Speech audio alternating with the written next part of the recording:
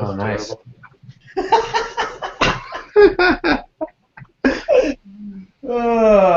Somebody's getting a free ad. All right, and we're live. It says no longer. Oh, now it says live. Okay. What's up, everybody? Tony Camper here on behalf of the BBL Show. Welcome to another episode. I'm here with my co-host and the man behind the scenes. Hey, everybody. Carter, what's up, man? Say hi to the people, Larry. Hey, everybody. How are you doing? I was about to say he's being shy. Don't mind that free plug for whatever car company that was. Technical, that's what we chalk it up to every time. Technical difficulties. We're just mixing it up. I mean, yeah, we like to change things up. Keep you guys on your toes. Keep things interesting. So, but we will be expecting that check in the mail for that free plug. Anyway, welcome to another episode of the BBL Show. Today we have a special guest. He's actually a fellow Arizonan, so much love for that. Let me just jump right into it. Welcome Jeremy Ogle to the show. What's up, brother? How's it going? How you guys doing? Doing good. So you're out in Surprise, right? Yeah, I'm not in Surprise. What's the temperature like out there today? Crazy? Typical. Hot as shit. You can cook your eggs out in the street right now. 115, something crazy like that. surprisingly hot. Dude, it was hot yesterday here in Korea, but I was like, this ain't shit compared to Tucson. But that humidity though, that's what kills me. I'd rather have Tucson heat any day. That dry heat, I can deal with that, even if it's 120 degrees, whatever. But anyway, so yes, our host today is Jeremy Ogle. He's out in Arizona, and I basically saw a post by Jerry on Facebook a few weeks ago, and this is pretty much what I saw. Now, you want to kind of explain that, what you were doing right there, Jeremy? Really see the video, but I think that was one of my deadlifts that I was doing. Yeah. Probably looks a little weird because I have to do everything with one arm because my left upper body is paralyzed from a motorcycle accident. Okay, so you want to just explain what happened and with your accident? It was June 20th, 2015, so a year ago, about 2 weeks ago. No one knows what happened. I don't know what happened because I don't remember the accident, but I was riding home probably around 1, 2 in the morning, and I woke up in the hospital about, from what I remember, about 2 days later, but apparently somehow I wrecked, middle of the night. Someone driving by saw my bike or saw a fire on the side of the freeway, and out where I live it's kind of desolate, so they called it in. Sheriff showed up, found me next to my bike. Pretty much the bike burnt to the ground. There's pretty much nothing left of it. You could hardly tell it was a motorcycle other than my tank, and then I think my engine was left over because my frame melted. But so they rushed me to the hospital. I had 3 fractured vertebrae in my neck. I believe it was C6, C8, and T1 were fractured. So I was in the hospital about 4 days. Apparently my arm was paralyzed, but no one had informed me. They just told me in about 2 weeks that my arm should work, should be able to move it. It's just traumatized from the accident. And nothing else was wrong with me. So once they saw that I was walking, they kicked me out of the hospital. So for about 2 months, seeing doctors, had no idea what they were talking about, which, I mean, it happens. My injury is a rare one. What I have is a brachial plexus injury, and brachial plexus is the group of nerves that comes off of your spinal cord, branches out like branches out like roots from a tree, and it controls your left and right upper body. You have one on each side.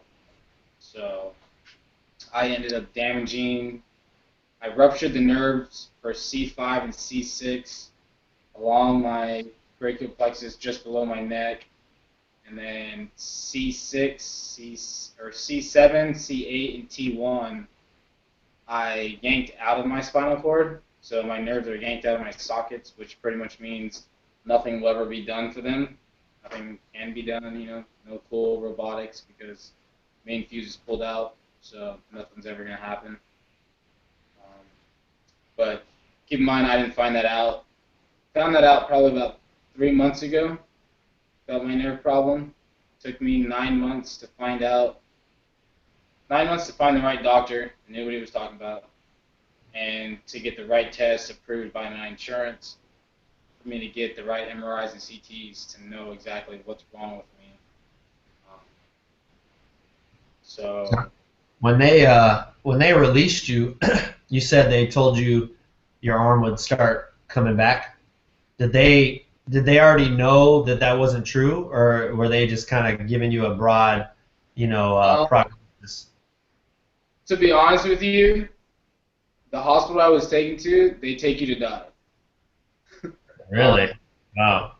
Yeah, no, you mentioned this hospital. The nurses and doctors that I see now that are actual specialists, they asked where I originally went and why it took so long for me to get to them. I mentioned the name, and as soon as I mentioned the name, they already, you can see the look of disdain on their face. So I'm still thankful that I walked out of that hospital because I think they had mentioned to my parents that I might not ever walk again just from the fractures I had in my vertebrae.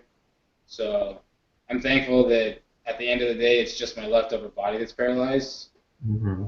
It's something that me and the other guys say, it's to us, it's just an arm.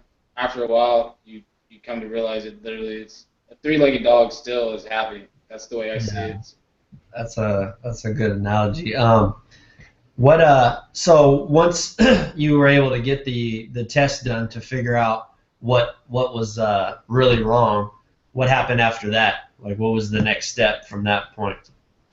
The next step was, so I'm on state insurance, state supplied insurance for Arizona, meaning that my insurance will only cover medical care as long as it's in Arizona, basically. For the specialists that know anything about brachial plexus, Rochester, Minnesota, their Mayo Clinic is like number 1 or number 2. Texas has a few institutes that know what they're talking about. There's not very many people. There's more neurosurgeons that are capable of working on your brain and working on your spine than there are specialists for my injury. Just because it may just be the arm, but if you go in and it's like playing operation, if you touch the wrong thing, this kid walked in here with a paralyzed arm. Now he's going to walk out paralyzed from here. So the next step was finding the right doctor, finding a specialist. Couldn't find one. Every chance I got, took it, but was denied or fell short. So it came to the point where, all right, I'm not going to carry the arm around. So the next step for me was to amputate because that's just my choice. And for me, it's better because I live an active lifestyle. So having the arm removed was best for me. So actually, the day that I was calling for an ortho to schedule an appointment for the amputation, one of my friends on a Facebook page mentioned to me a doctor that's here in Arizona, and I had been turned down by him about 6 months ago and about 3 months ago from just, I guess, bad staffing, saying that he was no longer taking patients or he was only pediatrics. So twice they told me false information. Luckily, I tried again because I set up an appointment, and a month and a half later, I saw him. I saw him for the first time, which was about a month ago, and he reviewed my tests, all my records, and right then and there, he's like, all right, we're doing surgery in 2 weeks. So I'm happy that I met him, and I'm happy that I stuck out with it a little longer to see what more we can get out of the arm before we do amputate. And this is the surgery you recently had? Yes. Just like last week or something, right? Or 2 weeks Yes. ago? June 29th. So a little less than 2 weeks ago. I hard to see the big scar on my neck right there. They cut open in, You can and see it. okay. He what he basically did is he chose his method instead of grabbing nerves from my body and doing nerve grafts to try and help where my nerves are damaged. Um, it was best. I like the way that I am now, even if I have to lose the arm. So I really didn't want him taking anything from anywhere else, you know. So he likes artificial nerves. So he did an artificial nerve graft on my C5 nerves, which will hopefully my arm, which is kind of hard to tell, but right now my arm's in socket, but it normally falls out of socket, and it's all skin and bone back here. So hopefully, if the grafts work, I will start to regain muscle on my upper back. My arm will stay in socket, and I will regain this motion of my left arm and be able to swing my arm in and out. Because right So now it don't do nothing. this is more so you can keep it in place and stop it from coming out of socket. Yeah, it's something that I wanted done just because if I amputate, most likely it'll be above the elbow. But at the end of the day, me working out, I would still have this 6-inch, 5-inch limb that's jumping in and out of place, creating friction or creating problems possibly in the future. So this is one of the surgeries I wanted to do to hopefully fix that. And So how old were you when this happened? I just oh no, you make me think how old I am. I believe I just turned 28. Uh, Or, no, 27. I'm 28 right now, so I was 27. okay. now, if this surgery is a success, you're going to be able to leave the arm. If the surgery is a success, then success to me is the arm stays in socket and I'll be able to move it up and down the way I want. I might be able to do another surgery to save bicep, tricep. Oh, So, wow. best case scenario, arm stays in socket, my deltoid moves back and forth, my bicep, tricep start working, then I'll amputate at my forearm. Um, Okay. they have surgeries where they'll fuse my fingers and fuse my wrists into a position that's locked how I want. But to me, it's still sort of in the way, and it's annoying because I've had second-degree burns on the hand and arm because I can't feel them. So to me, Oh, to okay. have to take care of something or go sit in the hospital for 5 days, I had to sit in for a burn unit because I burnt the skin off my hand so badly that they had to cut all the skin off front and back. So most likely, at the end of the day, I'm still gonna amputate. That's where my mind's at. It just right now is where I'm gonna amputate. Now, after you go through with the amputation, are you going to look into any like prosthetics or anything like that? Yeah, it all depends. I want a prosthetic just to have it because um, it's nice. It'd be nice if my arm stays in socket. That'll depend. That'll determine what type of prosthetic I do. Because if it doesn't stay in socket, I can even though I can't fully feel up here, I can still feel what everything's pulling on. So Mm. it defeats the purpose of cutting off the arm to then throw back more weight on it. You know, Mm. to me, go Where ahead. does the nerve, like the feeling, go away? Like at what point in your arm? Day one, I couldn't feel anything from the left side of my neck down to my fingertips, my chest, and my back. Could not feel anything. Um, fast forward to today, a year later, I can feel around my trap, my lower neck. Um, I have a little.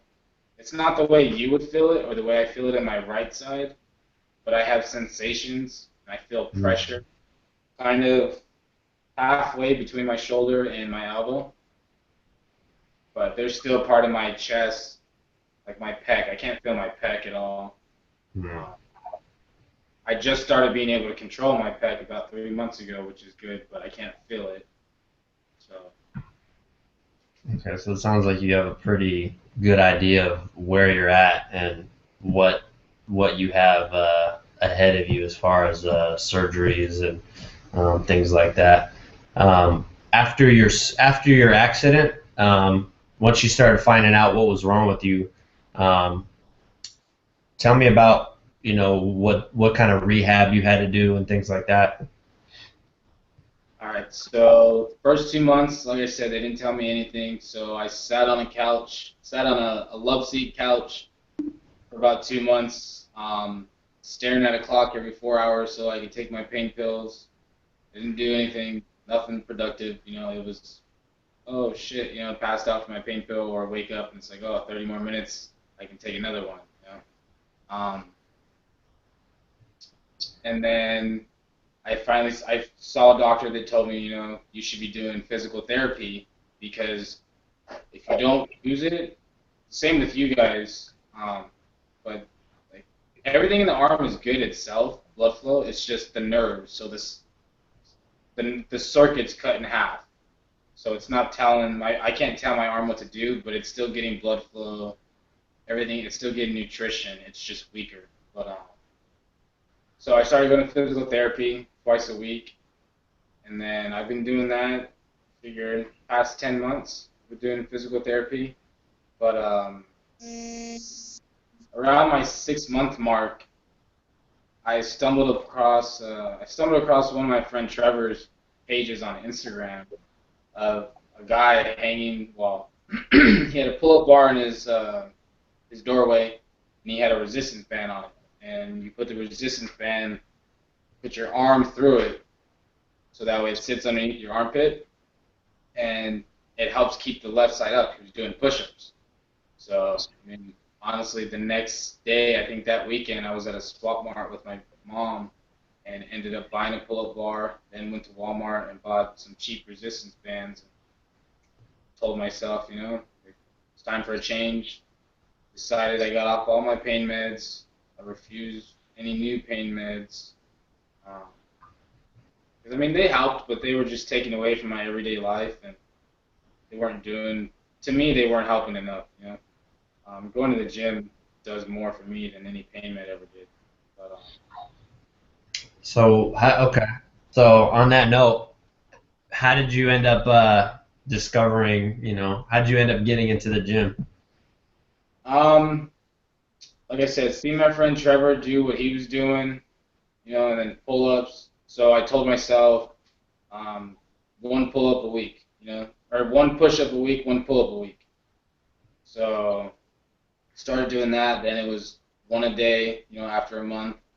Then I learned, honestly, I didn't try to tie my shoes for the first time until 6 or 7 months after my accident, trying to tie it one-handed, which is extremely difficult, especially to tie it for you to be able to run with them. But once I figured that out, I figured out how to brace myself up to keep my whole body, my left side together. That way I could run comfortably. Started running.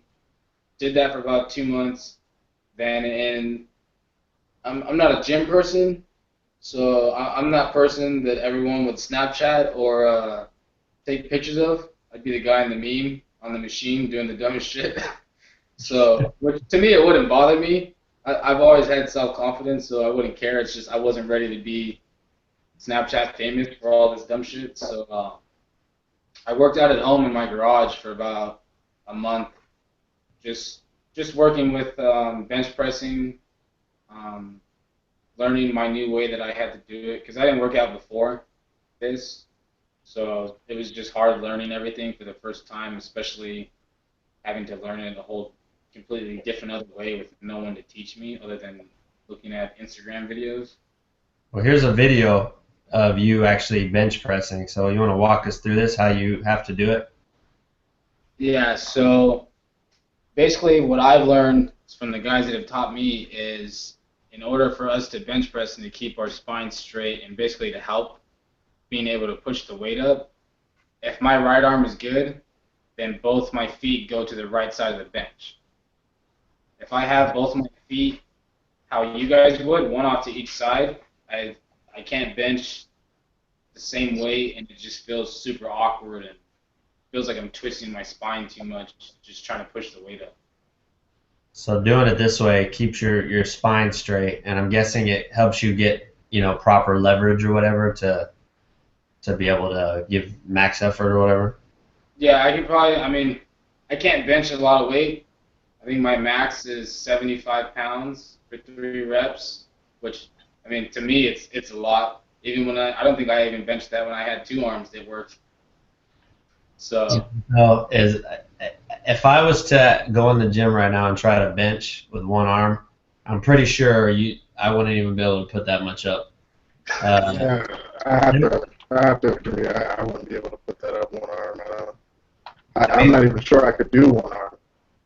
Hey, Larry, you're kind of broken up when you speak. I don't know if the mic or what, but there's been times where I'm doing something, and I maybe say I have something in my right hand because I'm right-handed, and I have to do something else with my left hand, and you don't really think about it until you have to use the other hand, and it's like you only have one hand, and it's like crap.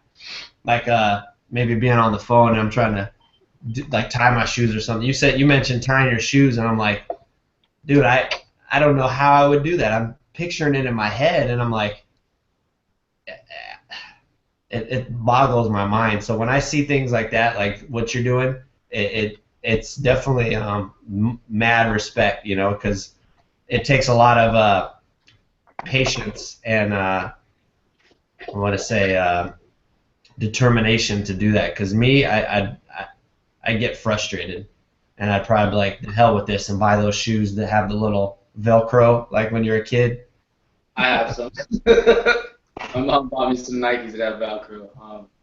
My my little story that I like to tell everyone when they tell you, like, I don't know how you learned how to do this. And I'm like, in the beginning, like, isn't it hard? I'm like, yeah, it's extremely hard. It's still frustrating. Taking a shower with one arm is hard. My thing that I like to tell people is I used to cry every day, which it don't bother me.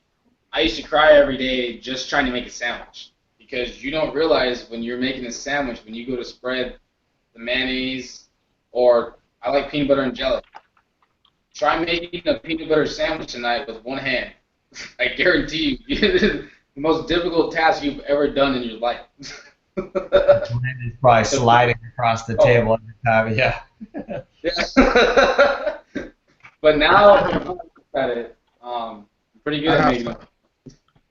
I have some of that idea because I have a 1-year-old, and when you're trying to do something, she always wants you to pick her up. So it's one of those things where you got a kid in one arm and you're trying to do stuff with the other arm. Like even eating is frustrating because food's falling on you and stuff. Oh, my steaks. Luckily, I liked medium rare before my accident, and luckily I still like it because now I just stab it with the fork and then just eat it, or I eat it with my hands. I don't care anymore. But we're talking about. I have a 9-month-old. I take care of her with one hand. Mm-hmm. Yeah. So it's hard with kids. So back to when you first got into the gym. So you were at your home doing your thing, kind of trying to learn and prepare yourself for gradually going to a regular gym. So how did that come about? The first day you walked into a public gym. What was that experience like? I went with one of my friends, Raymond, to go hang out with him one night at the gym. He showed me some things, showed me some of the machines. A lot of people have recommended the Smith machine for me. Mm-hmm. It's a lot of people, if you're going up in weight, I guess, or whatever, it's easier to do by yourself. You don't really need a spotter for the Smith machine. So because I've had a couple incidents where the bars foul on me at home, and I kind of just wait there until I have enough strength to pick it back up or shimmy out underneath it. But no, I went with him for about an hour, 2 hours. We hung out at the gym. He showed me some of the machines, showed me some workouts.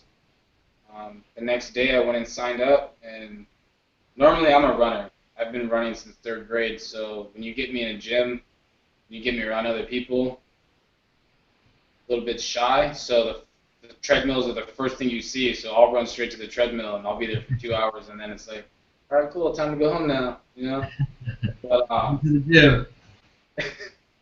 it's intimidating. You see all the big dudes. I mean, they're huge, and me, I'm small, but I guess I'm like a little chihuahua or whatever. I'm like, I don't give a shit. You're huge, but I'm small, but I only got one arm, so that's you. Whatever. Go away. That's pretty typical, man. I think that fear right there is what keeps a lot of people out of the gym, because they don't want to be judged. They don't want to be, like you said, they don't want to be that guy who's using the equipment wrong or has bad form and doesn't even realize it, or trying to do a workout and they're not doing it right. A lot of people have fear of being judged for that, and because they don't know, they choose to not go because they don't want to face that ridicule or embarrassment or lack of knowing how. But this is a good example for people out there. If Jeremy can go in there, with one arm and say fuck it and do his thing, there should be no excuse anyone else shouldn't go. Take his example, and next time you're scared to go in the gym or whatever, think about Jeremy and say fuck it and go in the gym and do your thing. And that's how you learn. Sometimes you just have to jump in, with both feet. So you walked into the gym. Your friend showed you some stuff. Now, how long were you doing that before you made the jump to the big the CrossFit community? I hit the gym. I have a lot of free time on my hands, and to me, I might as well be doing something. So I hit the gym every day for about a month and a half, 2 months. Usually like to spend 2 to 3 hours there, a day or night, depending on when I have my daughter or not. I choose which times I go. But I've had a lot of good friends that have sent me workouts. They send me workouts, and then when I'm at the gym, I'll look them up on Wi-Fi on YouTube to see, gym terminology, like what's this called, a hammer curl, or just single press. I don't know, what's a single press? It's my legs, And to me, I'm not afraid. And then also not having the arm, makes some people self-conscious, but to me it's like, look, here's a visible sign that I'm asking you for help, and you should be a genuine human being and be like, oh no, bro, this is how you use the machine, Or people always ask, do you need help with your weights? And I'm like, no, I got my weights. If I need help, I'll ask. If I need a spotter, I'll ask. So I did that, and I've met a lot of good people in the gym. People, no idea who they are. They come up to me, wait till my set's done, or wait till I'm done with my reps. Like, oh, just want to say you inspire me every day, or I watch you, if you ever need a spotter. So, I mean, I've had probably the entire gym come up to me like, oh, you need a spotter? So, no, it's been nice. So I did that for about 2 months, and went and worked out with friends here and there. It was basically like a gym whore, just trying to be a gym rat with all my friends, trying to learn new workouts,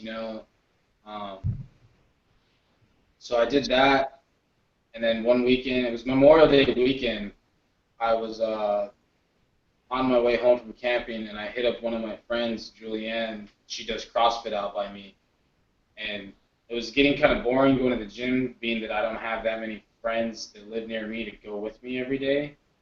Or,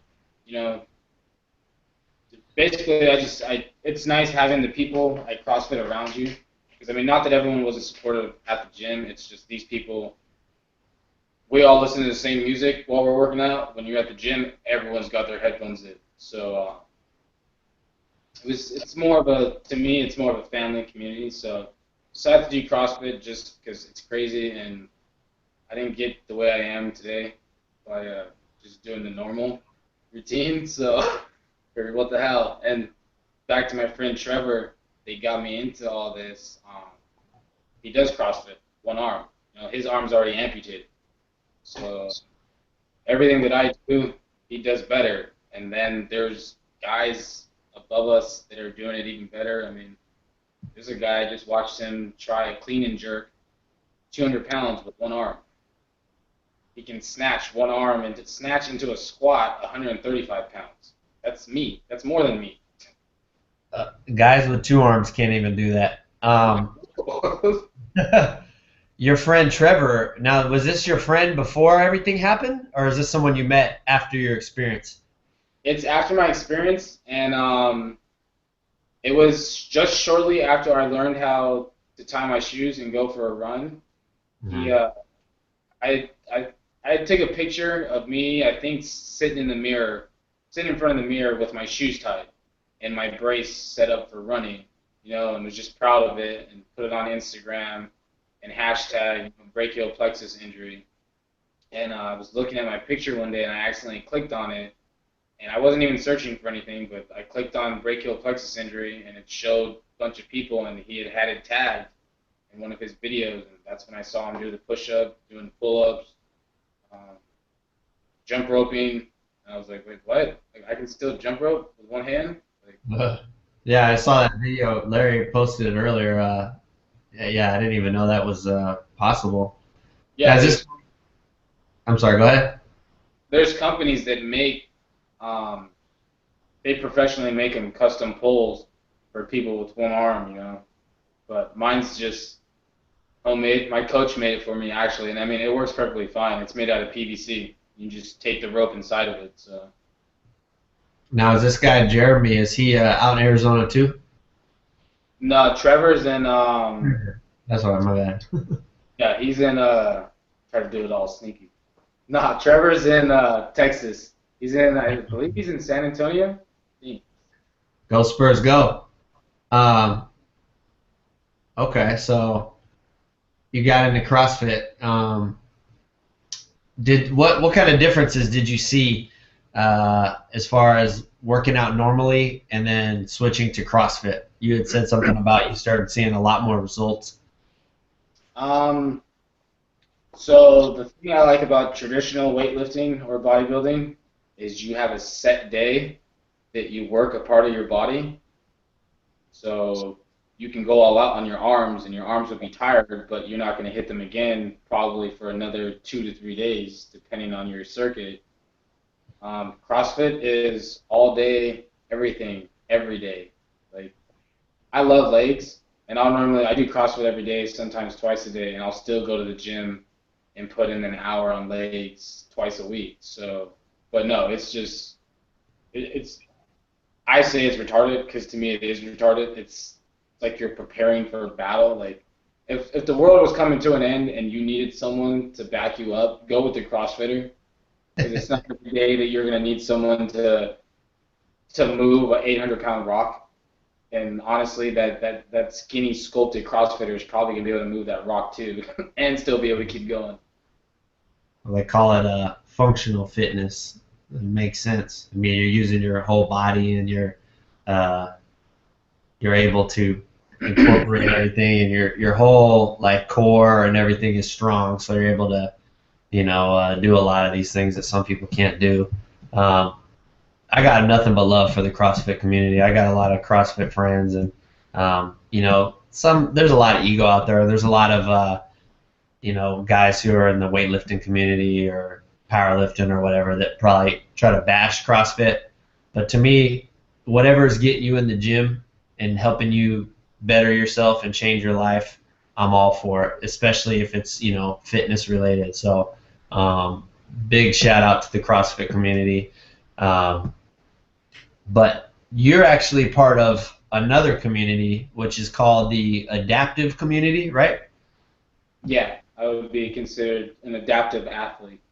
Now tell me about that. What exactly is an adaptive athlete? What is the adaptive community all about? Adaptive athlete is pretty much it's like you said, wanting to get people into the gym.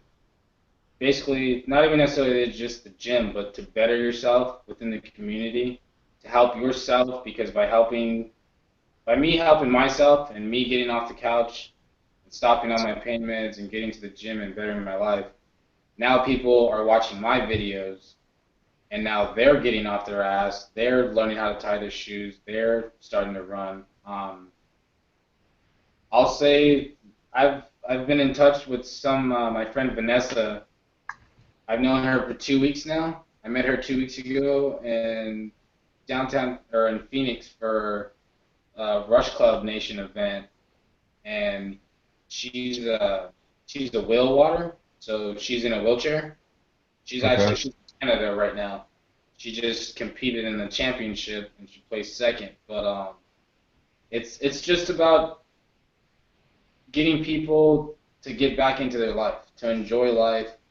Um, Especially like our veterans that come back.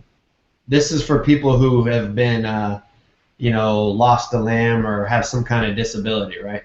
Yeah, paralysis. A lot of people are amputees. Me, I'm paralysis, soon be amputee.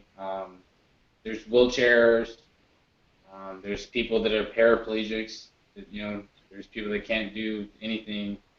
Um, it's designed specifically more so for people that pretty much you have to adapt. I got to relearn to do everything in life with one arm or with one leg or from a wheelchair. It's Um, right. I was gonna say, yeah, I'm trying to find this picture real quick of a bunch of the people that you actually train with. Oh yeah, that was an epic day. That was 2 weeks ago. Honestly, one of the best days of my life, I can say so. I'm gonna try to send this, but this is your crew basically, and they're all part of this adaptive community. Are these guys all in Arizona, or they're just from all over? No, I believe I'm the only one in that picture from Arizona. This was it was a workout hosted by Derek Wada. I've heard that Um, name before. yeah, he's pretty popular. He's got his own YouTube show and all that. He's got Tub Time. Um, but he has a nonprofit called The Next Objective that pretty much a lot of them are designed for veterans when they come back. And you don't have to be adaptive either. It's if you lost a limb or an amputee, or if you just come back to help you get back into the normal routine of life. Not necessarily normal, but get you back to enjoying life. And then some of the other people that are in wheelchairs. There's Michael Mills. There's Zach Rule. Um, he does handstand push-ups in his wheelchair, and he bench presses. It's I insane. think it's like 300 or 350 pounds with resistance bands and chains on the bar, and he's pretty much just a body. He's pretty much just a Torso. body, upper body, a torso with an upper body. But I mean, he's a beast, and the common thing between most of the athletes is this shit happened to us, and it's whatever. You make the best of it. Obviously, I'm sure they all have bad days too, where it's like, hey, don't get me wrong. I used to travel across the U.S. for fun on my motorcycle. I used to climb cell towers hundreds of feet in the air for fun, for work. I used to get paid to travel. And up until recently, I didn't do shit. I learned how to run one-handed. So So, all this pretty much gave you a new look on life, basically. Because before you got into fitness, you kind of were. I'm sure there was bit, bouts with depression and things like that. Um, feeling bad for yourself and why me and all that stuff. And so, would you say fitness basically gave you a new look on life and more hope for the future and things like that? Yeah, I would say that 100%. Um, I wouldn't have pictured myself doing. I always thought CrossFit's cool, you know. When you look at them doing like their butterfly pull-ups, and they do them like they just look weird, but they're wicked cool. Yeah. Just seeing some of the stuff they do is cool. So, but to me, that's all it was. I used to post memes all day long. You know, I climb cell towers, so I'm used to climbing and working in the air and hauling around 100-pound antennas or radios while hanging 300 feet in the air from a little 1/8-inch rope. And I, post memes. CrossFit, oh, that's cute. I'm a cell tower monkey.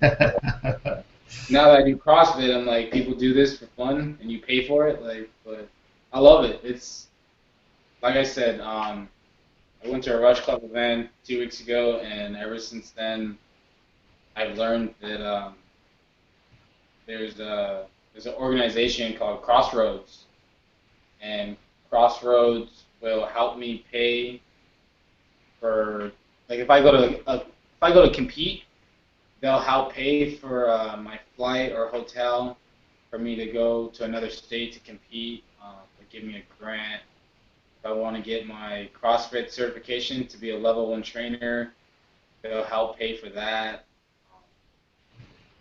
If I need to raise funds, there's another place in Dallas, Texas, Adaptive Training. What is it? I just applied to go there, but it's a 9-week course where they'll teach me how to better work out with my body and my disability, because I can't do things the way that a normal person would do because my body's not working on this side. So like my ribs will shift out of place, or if I go to do anything overhead, like if I do like an overhead squat, I just learned that I can't do it straight because my body will twist for me to the right and then tweak back. So if I want to keep doing fitness, I have to learn how to physically tweak my workouts. The proper form for you, right?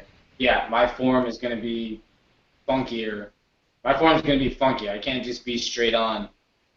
But I mean, you say funkier, but I mean, it's relative to you and your situation and your body type. So, yeah, I wouldn't even think that way. But real quick, hey Larry, post that picture I sent you right now of his adaptive community, his crew.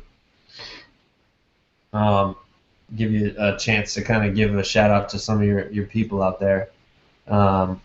Derek White is not even gonna need a shout out. Dude's got like 340,000 followers on Instagram. Is he in this picture? Yeah, he's the one all the way to the left. He's the one, you look him up. He's pretty damn famous. Just for the work, he's being hysterical, and then just for the work that he does for veterans that come back, and then for the adaptive community. And then, I mean, honestly, what better motivation than to have someone missing a goddamn leg go beast on you? Like, he's beast. He's the guy with the beard. Yeah. He's Yeah, he looks like a freaking monster. I'm like, geez. He's got a physique, guys with no disabilities dream of. Yeah. Yeah, that's a monster shit. Was this in Arizona, or you actually traveled out of state? This was in Arizona. This was at out in Mesa, Phoenix. It's Mesa, Phoenix area, Tempe, but CrossFit Black Storm. But they did the event for Derek White.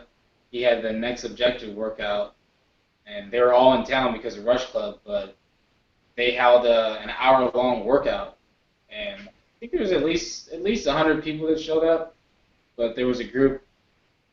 Rush Club, they had some adaptive athletes show up, and it was nice because the owner, AJ Richards, met me, recognized me from the way I duct taped myself up, and then introduced the upper adaptive athletes to me. So it was nice. I got to do the entire workout with people that do this for a living, Sponsored by Reebok, sponsored by Fit Aid, and all that. So. Oh, so these guys are sponsored. It's like legit. Wow. No, this dude Logan's legit. He'll outdo most people with 2 arms. he ranks higher. I think I'm not sure. I think he ranks higher than some people in CrossFit in the regions than most people with 2 arms. Yeah, I'm just waiting for this picture, Larry. Uh, what's okay? He's pulling it up right now. All right, here we go. So Derek Weida is the one on the left, right? Yeah, it's hard to tell because mine shows me all small on my screen. But Derek's all the way to the left, and then the next guy next to him to the right in the wheelchair is Michael Mills. Then you have Zach Rule. He's the guy that benches. It's like 300 or 350.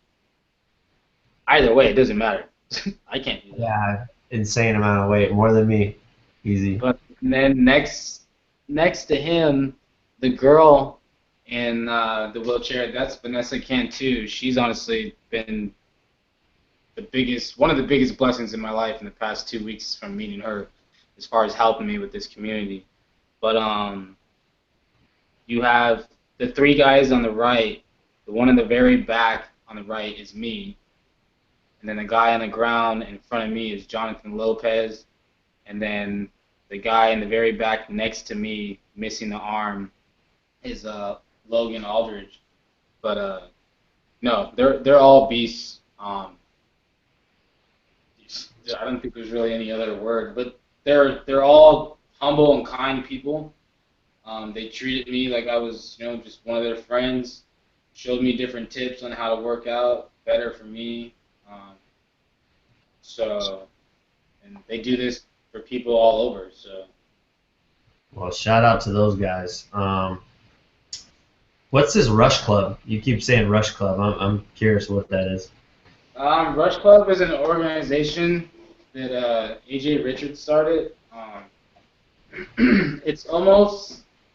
It's if you've ever seen the CrossFit Games, it's pretty much it's one-on-one battle. Like you don't fight each other, but it's honestly that's what I thought it was. I didn't hear but it's not missing limbs attacking each other with their prosthetics. No. I thought it was in the beginning, so I'm not even gonna lie. But no, they just searched like some of the best athletes, and they put them up head to head against each other.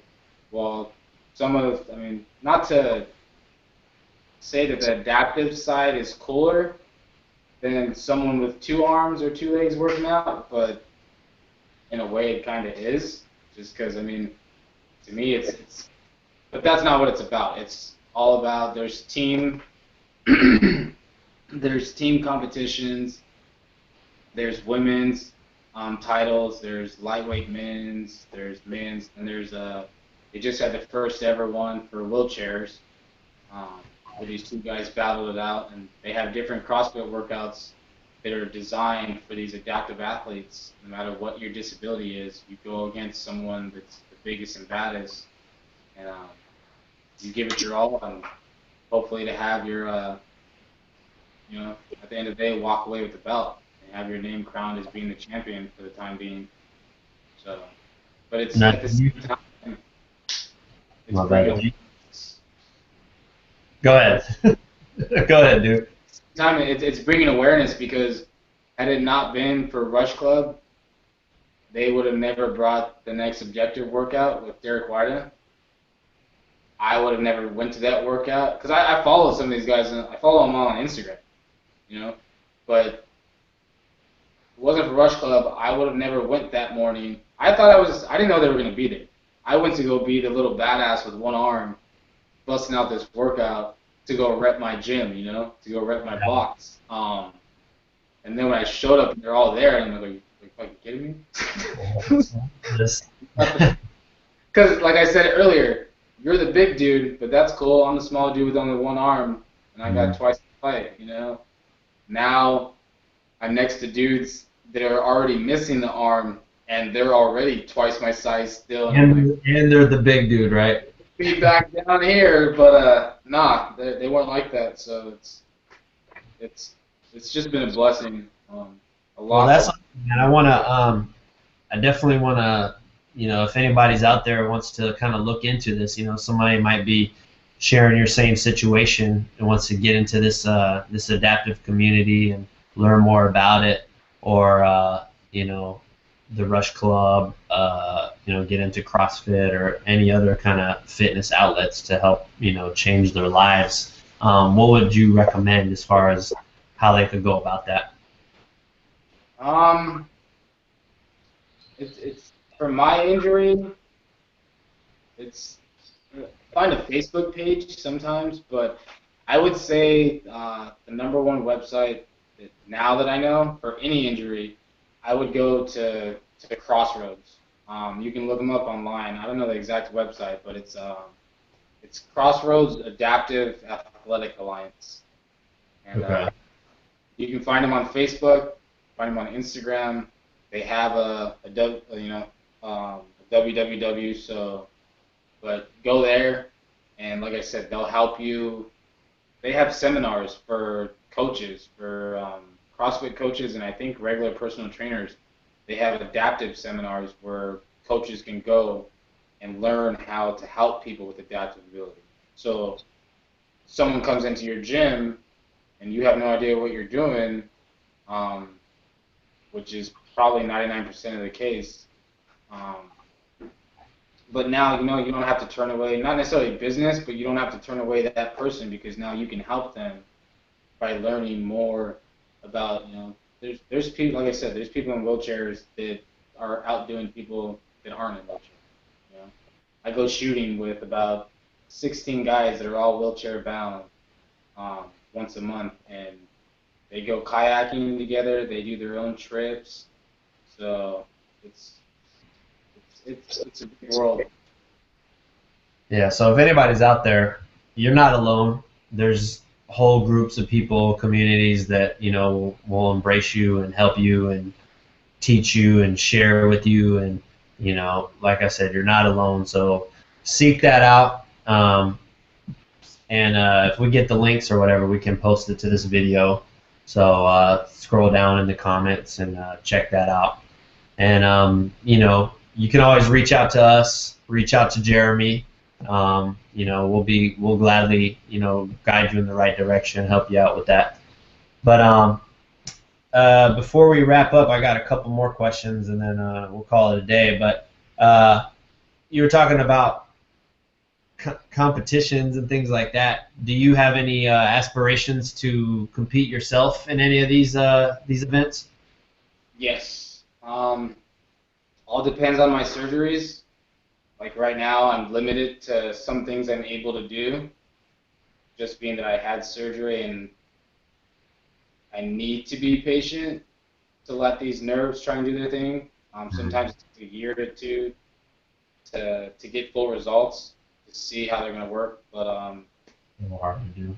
Obviously, I'll work whatever I can until I can go full blast. But there's games coming in November. I'm not sure which games it is. I think I'm not sure the name. I don't want to murder it. So, but November, I believe, November is when I want to compete. My first competition. It doesn't matter if I'm ready or not. I'll be doing cardio. Do you know when this is going to be? Is this going to be like early November? Because I'll be out there. Actually, this one's in Texas, I believe. Okay, dang. Yeah, I know a lot of them. There's competitions here in Arizona that I'm gonna go see, but there's a lot of people. They're all out of state usually. Okay. Well, yeah, dude, you gotta definitely keep us posted about that. Post in the group, let me know. We'll definitely help you. Get the word out. And anything that you come across that will help raise awareness, let me know. And, the Barbell Life community will definitely embrace it and help push it and, keep spreading that awareness. Because, what you're doing is it's not only inspirational, but it's motivating people. It's even people that aren't suffering from issues like yourself, just your average Joe. someone I see when you post in our community in the group, and people are just like, man, you're awesome, thank you, you've inspired me, or I felt like skipping the gym today and now I'm gonna go kill it, because I see what you're in there doing. So you're making a big difference, and you're definitely touching a lot of people, by sharing your story, and just fighting every day. You doing that is not only helping yourself, but it's helping other people indirectly. So thank you for that. Let me see. Also, I do see us doing some things together for the Barbell Life. We definitely want to get you involved, and we have a lot of big plans in store. So we want to get involved with you and help. Like I said, raise awareness and kind of merge the two and come together and do some great things. So you'll definitely be seeing us with Jeremy doing some things moving forward. Before we wrap up, do you want to give any shout outs? I got a list of friends right here, real quick. Tear it up. Obviously, first and foremost, my gym, CrossFit, they call it a box. So my box, CrossFit Spade, out in Surprise. So my coaches, Haley and Coach G.